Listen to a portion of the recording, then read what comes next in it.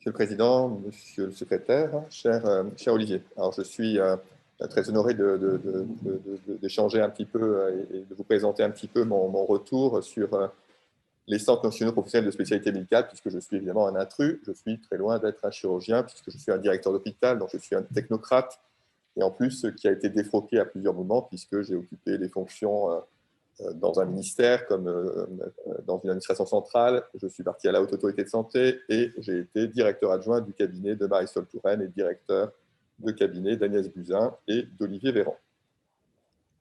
Alors, je vais essayer de vous restituer un petit peu cette aventure qu'on a partagée en partie avec Olivier. Des questions très simples qui sont évidemment peut-être trop simplistes, mais qui sont majeures. La question qu'on peut se poser collectivement, c'est comment on fait progresser un système de santé? Comment on le régule? Comment on peut progresser? Alors, on peut progresser par des chartes, par des valeurs, autrement dit par l'humanisme, ce que l'Académie de chirurgie incarne. On peut progresser par des autorisations, par la fixation de normes, par la diplomation, par les obligations. Tout à l'heure, on l'a vu avec le règlement sur les dispositifs médicaux implantables. On peut progresser par des prix, par des tarifs, par le financement. Un système évolue par la capacité à rémunérer, par la capacité à acheter des prestations. On peut réguler un système par des stratégies d'amélioration de la qualité, de la sécurité ou de l'efficience, autrement dit en fixant des objectifs à atteindre. On peut progresser par la gouvernance clinique, je vais y revenir. On peut progresser à l'échelle nationale, on peut progresser dans les territoires, dans les établissements de santé, dans les services. On peut progresser à l'échelle collective ou à l'échelle individuelle, à l'échelle d'un service, à l'échelle individuelle ou à l'échelle d'une spécialité médicale. Et donc, évidemment, vous avez compris que réformer un système, c'est un peu tout ça. Parfois, on le fait maladroitement et puis il y a des accidents de parcours. Et parfois, il y a des éléments qui permettent d'évoluer un peu plus favorablement. Et la proposition qu'on fait est de dire qu'on a peut-être intérêt à réfléchir à comment on peut réformer un système. On peut l'accompagner par la gouvernance clinique. La gouvernance clinique, ce n'est pas autre chose que d'essayer de tenter de dire que les meilleurs acteurs pour essayer de préparer l'avenir, ce sont eux qui sont les acteurs, c'est-à-dire les promoteurs, ceux qui sont les effecteurs, ceux qui construisent la médecine de demain. Et donc, la question qui nous est posée, c'est comment je garantis la place du professionnel de santé dans les décisions qui vont avoir des effets sur le système de santé. On a les exemples internationaux, les boards professionnels, parfois très bien structurés. On a cette tentative parfois chaotique de relation entre un directeur gestionnaire et un président de commission médicale d'établissement qui essaie de synthétiser une décision. Et puis, il y a la représentation professionnelle, le point qui nous occupe cet après-midi. La représentation professionnelle dans notre pays, elle est captée, mais de façon administrative, de façon politique, historiquement par les ordres professionnels, par les organisations syndicales. Une organisation syndicale, c'est une organisation de représentation d'intérêts, par les sociétés savantes. Et Olivier l'a dit en introduction, la difficulté, c'est qu'en plus, tout cela doit être combiné avec des conditions d'exercice très variées entre l'exercice hospitalier, l'exercice hospitalo-universitaire, l'exercice en clinique, l'exercice en dehors de ces structures sanitaires. Donc, si on progresse, si on dit qu'on peut réformer un système de santé par quantité de politique, qu'on a plutôt intérêt à travailler sur de la gouvernance clinique, eh bien, la proposition qui est faite de dire que l'une des formes les plus abouties de la gouvernance clinique, c'est d'investir sur ce qu'on appelle un conseil national professionnel de spécialité médicale. C'est ce qui nous préoccupe cet après-midi, mais on peut également élargir la problématique à d'autres représentations, y compris les professionnels paramédicaux. Dès lors qu'on fait ce choix-là, il faut que notre pays soit cohérent. Si on dit qu'un Conseil national professionnel de spécialité peut incarner une parole légitime, scientifique, pour décider ce qui est prioritaire et ce qui est urgent, les objectifs en matière d'amélioration de la qualité ou les objectifs en matière d'amélioration épidémiologique et de santé publique, cet organisme-là doit avoir une mission de service public. Non seulement elle doit avoir une mission de service public, autrement dit, cette structure-là, ce n'est pas uniquement le collectif, la réunion momentanée et collégiale de professionnels, c'est aussi une structure qui doit rendre des comptes. Elle a des organisations et évidemment, la collectivité, l'État, a des attentes vis-à-vis de ces structures. Mais si on est cohérent et qu'on déplie la totalité du modèle, il est normal alors de dire que le Conseil national professionnel de spécialité a une mission, il doit avoir donc un financement qui lui est garanti pour pouvoir fonctionner et pour pouvoir détacher du temps collectif de régulation. Mais l'histoire a voulu qu'avec Olivier, alors il se trouve évidemment que j'avais des facilités, j'étais au cœur du pouvoir, et qu'il fallait réfléchir sur c'est quoi les obligations de formation continue pour les communautés médicales, dans le respect de notre environnement institutionnel, académique, ordinal, professionnel. Et dans la loi de modernisation de notre système de santé, où l'on avait l'obligation de réécrire l'arsenal juridique de l'obligation de développement professionnel continu, on a considéré qu'on avait là une opportunité majeure avec les parlementaires et sous l'autorité de Marisol Touraine d'introduire pour la première fois dans l'ordonnancement juridique de notre pays la notion de Conseil national professionnel de spécialité. Et cette loi a donné donc un socle juridique, lui a donné une mission de service public. Et cette mission de service public, évidemment, il faut l'accompagner. Et évidemment, l'histoire est plus compliquée, et c'est normal, c'est un temps long, c'est compliqué. Alors, vous me direz, mais quel était l'intérêt de l'État, quel était l'intérêt du politique à agir ainsi, au-delà de mon approche très théorique et un petit peu incrémentale que je vous ai imposée? C'est-à-dire qu'à un moment donné, il faut qu'on ait un intérêt à agir. L'intérêt à agir d'un politique, c'est d'avoir en face de lui une représentation qui n'est peut-être pas la représentation syndicale, qui n'est pas uniquement une représentation ordinale, et qui peut être une représentation qui s'interroge sur la qualité des pratiques et les objectifs à atteindre. Donc l'État avait bien un intérêt à agir. Tout cela n'est pas uniquement l'accompagnement poli, diplomatique d'une organisation ou d'initiative. Il y a bien un intérêt à agir. L'État a besoin d'avoir en face de lui des conseils nationaux professionnels crédibles, capables d'ordonner des priorités et d'établir des consensus ou des repères. L'État en a besoin également parce qu'il a besoin de construire un agenda. L'État ne va pas spontanément, au-delà des orientations politiques, fixer des objectifs. Les objectifs, il a intérêt à les co-construire avec des structures légitimes pour se poser des questions sur la base des retours d'expérience, de l'analyse des pratiques. Tout à l'heure, on l'a vu, y compris sur la base de registres et ce que les registres peuvent renseigner en matière d'erreurs ou de difficultés de fonctionnement. Alors évidemment, mon propos est théorique parce que je suis techno. Maintenant, la vraie vie, elle est un peu plus compliquée que ça. Elle est compliquée parce que la communauté qui est la vôtre, elle est parfois difficile à gérer et qu'évidemment, elle est parfois très divisée. Et donc, comment on gère le processus de sissiparité des spécialités médicales qui, notre pays, est allé très très loin. Donc après, il y a une tentative de fédération qu'incarne Olivier, c'est-à-dire comment je crée un tronc commun entre différents modèles de conseils nationaux professionnels de spécialité avec la Fédération des spécialités médicales. Comment je gère tout ça dans un tableau clinique qui est quand même assez impressionniste de complexité institutionnelle, où plusieurs agences peuvent à juste titre revendiquer une capacité à synthétiser des appuis, des apports, des synthèses de conseils nationaux professionnels de spécialité.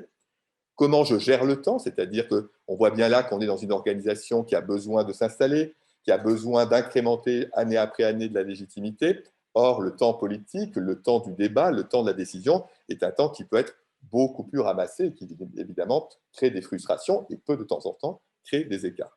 Alors, et demain, la question qu'il faut que nous nous posons, c'est quoi les nouvelles étapes d'une réforme du système de santé?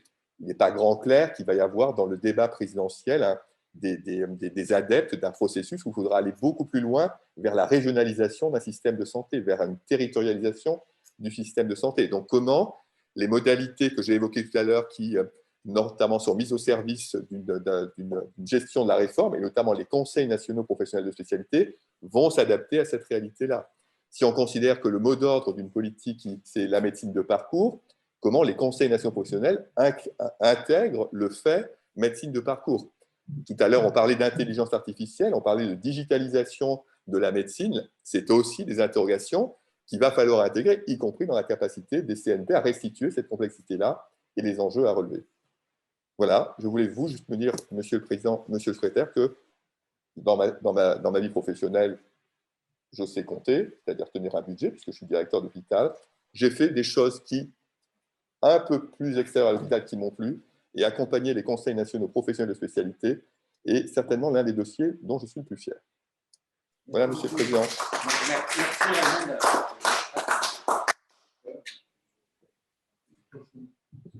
Est-ce que vous m'entendez?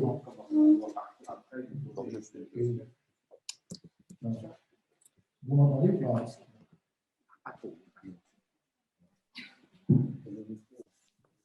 Test. Est-ce que vous nous entendez, Oui, oui, oui. Monsieur Richard? On entend très bien Pascal, un peu moins bien Philippe. Vous m'entendez quand même un petit peu? Non, pas bien. Jacques, attends, j'ai une question. Oui, Jacques, on t'écoute. Oui, bonjour tout le monde. Je voudrais d'abord rendre un hommage appuyé à Raymond Lemoigne parce qu'il est à l'origine. Il a été dedans les deux plus importantes réformes de notre profession chirurgicale. D'une part, la gestion des risques des professions dites à risque lorsqu'il était à l'HAS, et je crois qu'il faut le remercier pour le travail qui a été fait, et maintenant les conseils nationaux professionnels. Donc, merci Raymond de ce travail formidable. Et j'ai le plaisir de savoir qu'il est à Lyon. Ma question, c'est comment aujourd'hui l'ensemble des directeurs d'hôpitaux travaillent ou peuvent travailler avec les CNP sur des spécialités précises.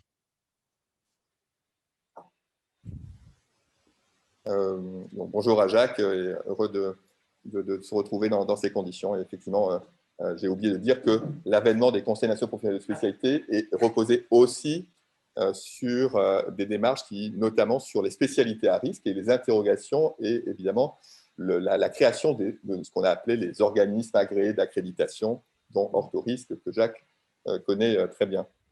Alors, donc je suis directeur d'hôpital, donc la question, après, je ne peux pas trop préjuger de la diffusion culturelle de ce type d'approche. Moi, je suis directeur d'hôpital, bon, je suis directeur d'un CHU, donc j'ai un peu plus de champ, j'ai un petit peu plus d'espace de jeu. C'est-à-dire que lorsque un patron ou un chef de service vient me voir et me présente son projet, me présente l'idée selon laquelle, selon lui, je devrais l'accompagner ou voilà pourquoi, selon lui, il faut progresser dans telle orientation, bien, comment je fais? Je lui dis d'abord, mais est-ce que vous êtes capable de me dire ou de me restituer ce qu'a produit le CNP sur la question? Est-ce qu'il y a une actualité professionnelle sur cette question-là?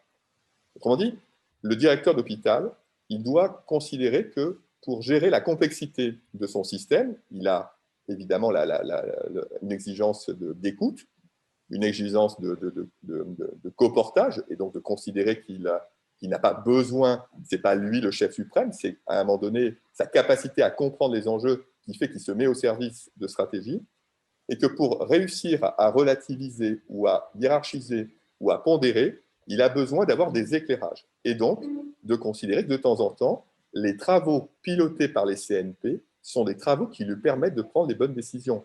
La crise Covid, de ce point de vue-là, toutes choses étant égales par ailleurs, a conduit énormément de CNP à produire de façon rapide, sur la base de méthodologies relativement pragmatiques mais établies, des repères, des guidelines sur la gestion d'un certain nombre de risques, de séquelles, d'accompagnement, voire même de reprise d'activités programmées, ou des repères pour gérer la part de risque lorsqu'il fallait assumer des reports d'activité. Et de ce point de vue-là, la discipline que Jacques connaît mieux évidemment que moi, l'a très bien incarnée. Donc le directeur d'hôpital, il a une chance incroyable. Il dispose d'une information éclairée, synthétique, complémentaire qui lui permet de progresser dans sa capacité à proposer des synthèses et à préparer les décisions stratégiques d'une institution. Je vous remercie beaucoup. Je vais faire juste un commentaire et passer la parole à Albert-Claude Benamou qui a une question à poser.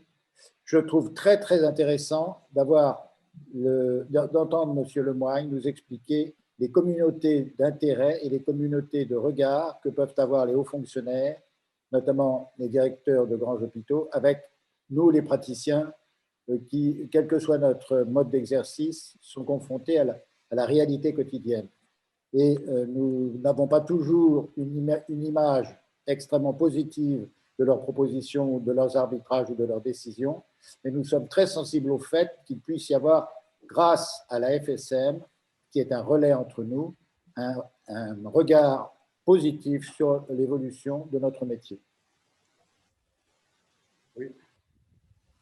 Merci de me donner la parole, monsieur le directeur. Une question un peu techno et un peu politique. Comment voyez-vous la dialectique nécessaire aujourd'hui, et peut-être demain, entre ce qui est considéré comme étant finalement des réflexions normatives au niveau national, les CNP, c'est bien ça, c'est une représentation d'une discipline à un niveau national, et un peu la problématique qu'on va rencontrer, qui est celle de la territorialisation, de la prise en compte spécifique de certains aspects régionaux, locaux, etc., qui font qu'on va peut-être être en difficulté pour être en application de normes qui sont considérées comme étant un standard d'égalité en particulier, et de traitement, et une possibilité de faire pour nos patients les mêmes protocoles pour tous nos patients. Et il y a une autre petite question, alors celle-ci est assez peut-être large, une question un peu plus évolutive aussi, du temps de Madame Buzyn. Je pense que vous étiez aux commandes. Vous avez lancé l'Observatoire de la qualité de vie des professionnels du ministère de la Santé. Et dans quelle mesure le travail qui est fait avec la FSM, etc., pourrait avoir une prolongation sur cet aspect qui est fondamental, c'est on travaille mieux si on se sent bien dans son job, et comment cet observatoire va peut-être évoluer au fil du temps avec les progrès qu'on attend. Alors, la première question qui est redoutable, parce qu'effectivement, j'ai fait l'éloge des conseils nationaux professionnels de spécialité et j'ai ponctué mon intervention par un rappel, mais que vous avez vous-même repris, qu'il y a un processus très puissant qui va conduire un certain nombre de représentants politiques à considérer que notre pays a besoin de franchir une nouvelle étape dans la régionalisation du système de santé. Alors, à ce stade, à l'heure à laquelle on parle, on est encore très spéculatif. On ne sait pas jusqu'où ça peut aller. Et puis, on rappelle ici que la régionalisation peut emporter plusieurs modalités.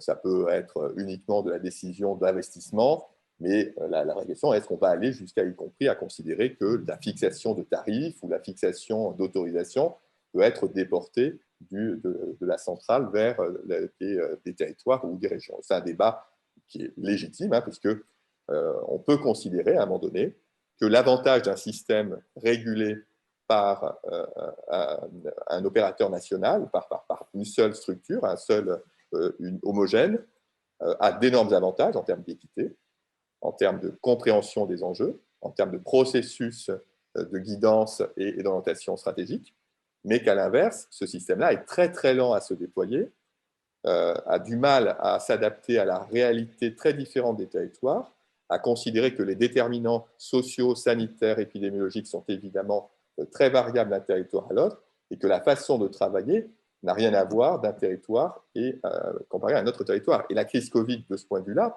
a montré que les organisations résilientes qui se sont déployées sur le terrain ont été diverses, totalement adaptées, et il n'y a rien de commun entre ce qui a été fait d'un territoire à l'autre.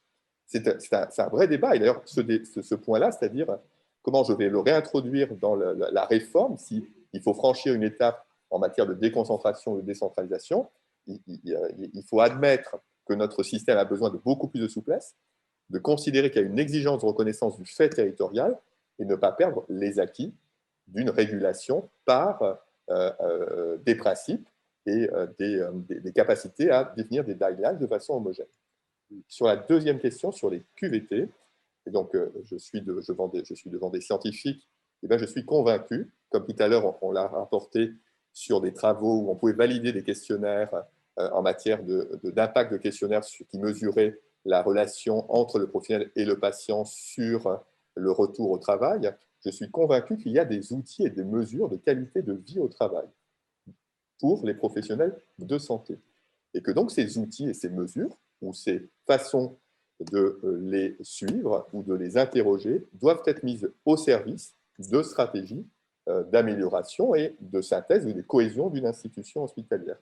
Et les observatoires qui ont été déployés, ou l'observatoire qui est piloté par le ministère de la Santé, s'appuie sur des travaux qui ont été présentés par un Tourangeau, le professeur Colomba, et qui, en fait, n'est pas autre chose aussi que de rappeler que la façon dont on gère une équipe, qu'on conduit un staff, qu'on écoute, qu'on mesure un certain nombre d'attractivité, c'est quoi des services ou des unités magnétiques, c'est-à-dire ceux qui sont capables d'attirer, de fidéliser, non seulement de recruter, mais aussi de garder des collaborateurs, font partie de modes managériaux. Et en fait, contrairement à ce qu'on imagine, ce n'est pas quelque chose d'artisanal, c'est quelque chose qui s'apprend, quelque chose qui peut se démontrer et pour lequel il y a un arsenal qui est désormais à notre disposition. Il faut poursuivre les travaux, considérer en plus que la crise Covid est en train de remodifier les attentes des professionnels et donc que ce que l'on pensait comme étant des ingrédients ou des critères qui déterminaient la qualité du travail a encore évolué parce que des nouvelles générations et parce que la crise Covid a changé le regard sur le travail et la façon de faire équipe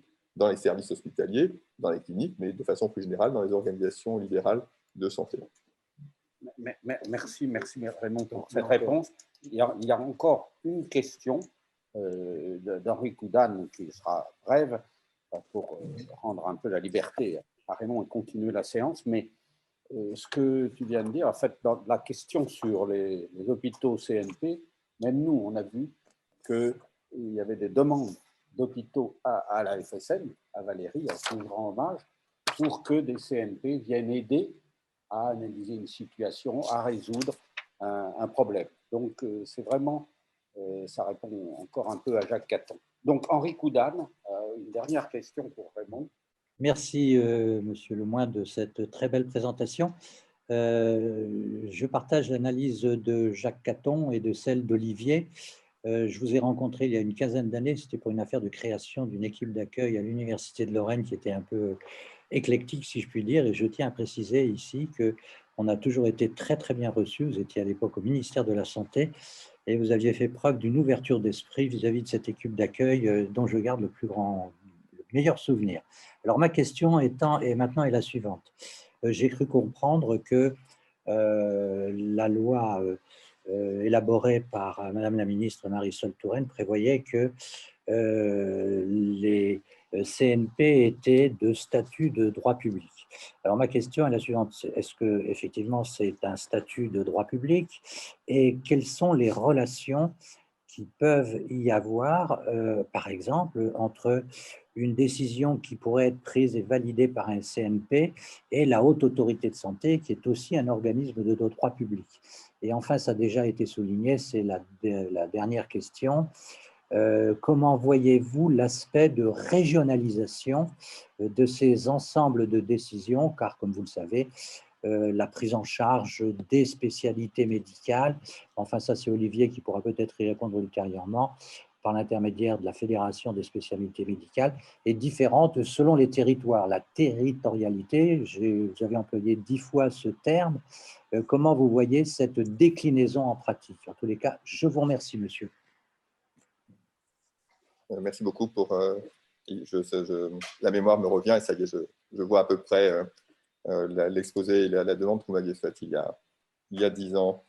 À la question que les CNP, ce sont des structures souples de droit privé qui sont investies d'une mission de service public. En fait, pour vous donner, je vais vous donner le raisonnement juridique. Rassurez-vous, je vais essayer de ne pas être trop docte. De toute façon, vous avez le droit de ne pas trop m'écouter.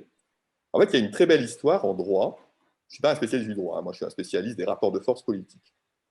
Mais en droit, on a créé, sous l'égide d'un grand personnage politique qui n'était pas encore l'homme politique qu'il allait devenir, c'était Philippe Séguin, on s'est interrogé sur les associations, les fédérations sportives.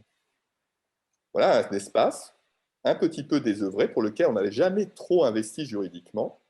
Et il a considéré que pour réguler le sport, y compris le sport professionnel, le sport non professionnel, il fallait investir des fédérations. Et il a donc créé le statut des fédérations et il a investi les fédérations d'une mission de service public. Les fédérations, ce n'est pas autre chose. Et j'espère que vous ne m'en voulez pas de l'analogie. Hein, parce que l'analogie fonctionne assez bien. Une fédération sportive, un CNP, une fédération sportive, c'est une association. Un CNP, c'est une association. Les deux sont investis de mission de service public. Les deux produisent des repères, des codes, gèrent de temps en temps des conflits d'intérêts et peuvent produire de la réglementation, peuvent produire de l'encadrement. Et c'est exactement le même raisonnement. Et le juge administratif, si un jour il y a un contentieux, pour répondre à M. Coudat, si un jour il y a un contentieux, le juge admettra que les CNP sont fondés à émettre des guidelines, à émettre des recommandations, des bonnes pratiques, puisqu'ils sont bien investis par le pouvoir législatif et le pouvoir réglementaire d'une mission de service public. Et le contentieux est le même lorsque il y a des contentieux qui peuvent de temps en temps frapper des décisions qui sont prises par les fédérations sportives. Ce sera exactement le même raisonnement. Très bien, mais on m'avait déjà interrogé sur le processus de la régionalisation et de la territorialisation. Je pense que pour l'instant, je n'ai pas la clé. Je pense que ça va prendre du temps. Je crois que dans un premier temps, ça va être difficile pour les CNP de répondre à ces nouveaux enjeux, à ces nouvelles étapes, mais l'histoire viendra et qu'à un moment donné, les CNP devront aussi avoir des représentations, notamment dans les très grandes régions, parce qu'on ne pourra pas faire autrement et que c'est bien le sens de l'histoire et qu'on a besoin de temps en temps que la synthèse d'une organisation ou la synthèse d'une pratique professionnelle incarnée par une spécialité soit aussi formulée au plus près de la réalité et donc dans les territoires. Merci pour cette réponse très très claire. Merci encore Raymond de ce bel exposé, de ces réponses et puis d'avoir toujours été là, et tu le seras encore.